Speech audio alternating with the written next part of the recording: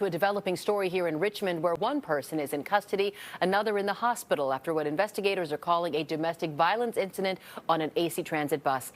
We'll turn to our James Torres here live to explain what you've learned in the past hour or so. Garcia, good afternoon to you. The Contra Costa County Sheriff's Office is leading this investigation. We'll show you what that scene looked like earlier this morning. It was about 7:30 a.m. when police and deputies from the Sheriff's Office responded to the BART station in Richmond. An AC Transit bus you see is stopped on its route and surrounded by caution tape. We are now learning a bus driver and someone else got in what the Sheriff's Office is calling a domestic incident. And as a result, one person is arrested and the bus driver went to the hospital for cuts on their skin. Neither transit leaders nor investigators were able to offer more details. But we talked to one bus rider who uses transit more than once every day. And he says that he saw the law enforcement cars and immediately guessed something happened to a bus driver. And then I came over here, then I seen the tape, the police tape, and the police cars here.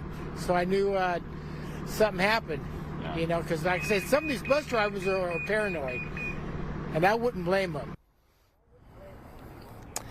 AC Transit says at this time it can't release any information about any of its employees, and we are reaching out to the Sheriff's Office to learn more about the person they arrested in this incident, as well as what charges they may face. Once we get those details, we will bring them to you. You can also look for them on our website, KTVU.com, and on the Fox local app. Reporting live, I'm James Torres, KTVU, Fox 2 News. James, thank you. Across the estuary from where James is standing, crews have been out for hours in Alameda repairing a water main break that flooded streets and caused sinkholes. Pipe broke about 7:30 last night near Webster Street and Buena Vista Avenue, right as you're coming out of the Webster Tube. According to East Bay Mud, it was an 85-year-old 12-inch line that broke. Webster Street's been closed for hours. East Bay Mud has restored water service to almost all customers affected. The agency says the cause of the break is believed to be due to the pipe's age. Our job is to have these pipes live as long as possible so we get our money's worth, but we do a lot of proactive work to replace pipes before they break, because that's the ideal. We want them to live as long as is reasonable, but replace them sooner than they break. In this case, this pipe that broke was about 85 years old. Officials say the part of Webster that's been damaged will remain closed until repairs are done, but didn't give a timetable for the work. New at noon, Oakland Mayor Barbara Lee is in Minneapolis today defending her city's reputation. Mayor Lee spoke at the Democratic National Committee summer meeting, pushed back against President Trump's criticism of major cities, including Oakland. Let me just tell you what's happening in Oakland.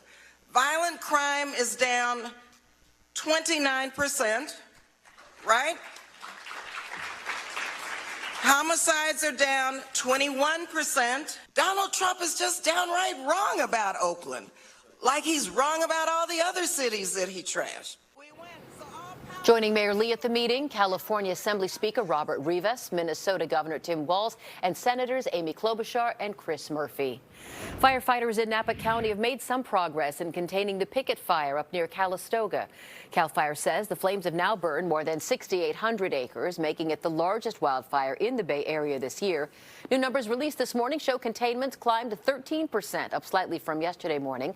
Fire commanders say high temperatures and strong winds have created major challenges for crews who are battling this fire in remote areas of wine country. The terrain that these folks are facing out there, it's really treacherous to get in. There's not a lot of roadways. We're having to push in with dozers. So there are some islands in there that are continuing to torch off. That was what was putting up those smoke columns out there. However, it didn't have that threatening impact to any of those structures on the east side of the fire. Some of the mandatory evacuation orders were lifted late yesterday. CAL FIRE says at least 100 people are still waiting to return to their homes. Our goal is to get every single person back into their home as fast as possible. We have to do that and make sure it's safe to do so, but we are evaluating that multiple times throughout the day to ensure that. So far, no one's been hurt in this fire. No homes or buildings have been damaged since it started on Thursday. Investigators are still working to determine how the fire started.